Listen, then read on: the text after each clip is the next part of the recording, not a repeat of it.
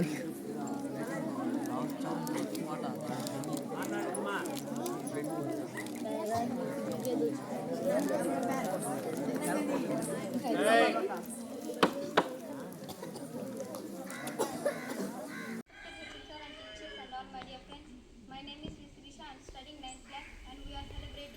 Constitution Day of India in 26 November. Dr. B.R. Ambedkar was father of the Constitution and also drafting committee chairman. Babu Rajendra Prasad was first president of India and also Constituent Assembly chairman.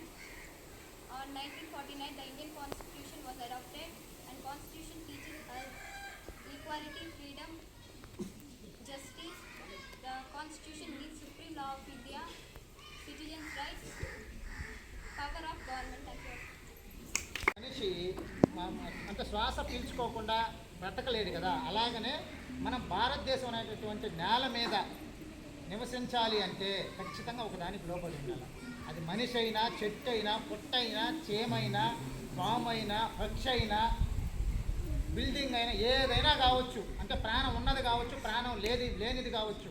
ప్రతి ఒక్కటి ఖచ్చితంగా భారతదేశం అనే నేల మీద ఉన్నంత వరకు, భరత భూమి మనం భరత భూమి మీద అంటే గడ్డ మీద భారత నేలకు సంబంధించినటువంటి ఉన్నంత వరకు ఖచ్చితంగా ప్రతి ఒక్కరూ రాజ్యాంగానికి లోబడి ఉండాలి.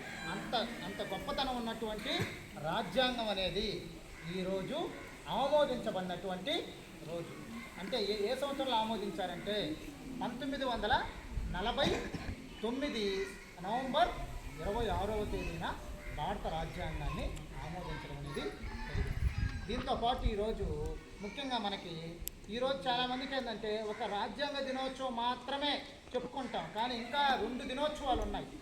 జాతీయ న్యాయ దినోత్సవం, నెక్స్ట్ ఇంకొకటి మనకి ఇంకా ఎక్కువ మీకు స్టూడెంట్స్ పరంగా కానీ ప్లస్ నాకు కూడా ఈ రాజ్యాంగ దినోత్సవాన్నే మనం సోషల్ డేగా కూడా జరుపుకుంటాం, సాంఘిక శాస్త్ర దినోత్సవంగా కూడా జరుపుకుంటాం. అంటే నవంబర్ 26 స్పెషాలిటీ ఏంటంటే జనరల్గా 3 సెలబ్రేషన్స్ అనేటివి ఉన్నాయి, 3 స్పెషాలిటీస్ అనేటివి కూడా.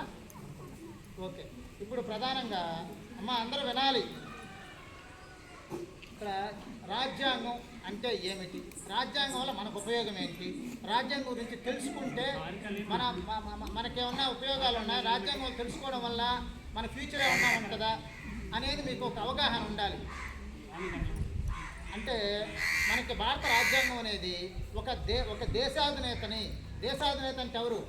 రాష్ట్రపతి, తర్వాత ప్రధానమంత్రి, తర్వాత నెక్స్ట్ రాష్ట్రానికి గవర్నర్, తర్వాత ముఖ్యమంత్రి, తర్వాత ఎమ్మెల్యేలను కానీ, తర్వాత సర్పంచ్ నుంచి వార్డు మెంబర్ కానీ, సర్పంచ్ కానీ, తర్వాత జిల్లా పరిషత్ చైర్మన్ కానీ, అదేవిధంగా మేయర్ కానీ, కార్పొరేటర్ కానీ, కౌన్సిలర్ కానీ, వీళ్ళందరినీ మనం ఎలా ఎన్నుకోవాలి అవన్నీ కూడా రాజ్యాంగంలో ఉంది. తర్వాత వాళ్ళు ఏ విధంగా పని చేయాలి, వాళ్ళు ఏ విధంగా మన దేశ ప్రభుత్వాన్ని పరిపాలించాలి, మన రాష్ట్ర ప్రభుత్వాన్ని ఎలా పరిపాలించాలి, అందుకు సంబంధించినటువంటి నియమ నిబంధనలన్నీ కూడా భారత రాజ్యాంగంలో ఉంటాయి. ఇంకా చెప్పాలంటే చట్టసభలు అనేవి ఉన్నాయి. చట్టాలు ఎక్కడ చేస్తారమ్మా? చట్టాలు ఎక్కడ చేస్తారు?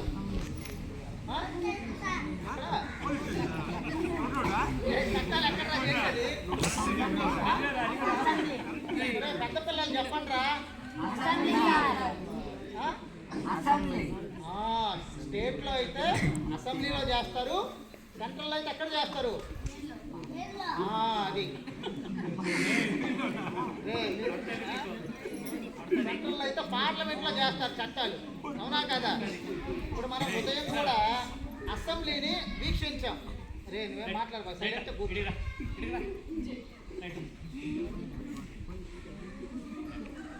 పోలీసులు మొన్న వచ్చారు, పోలీసులు పిలిపించి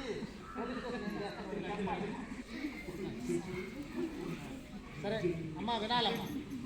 ఉదయం మనం ఏం చూసాము? అసెంబ్లీ చూసాం. అసెంబ్లీలో ఏం చేస్తారు? అసెంబ్లీలో ఎవరు ఉంటారు? ప్రధానంగా ఎమ్మెల్యేలు ఉంటారు, మంత్రులు ఉంటారు, ముఖ్యమంత్రులు ఉంటారు.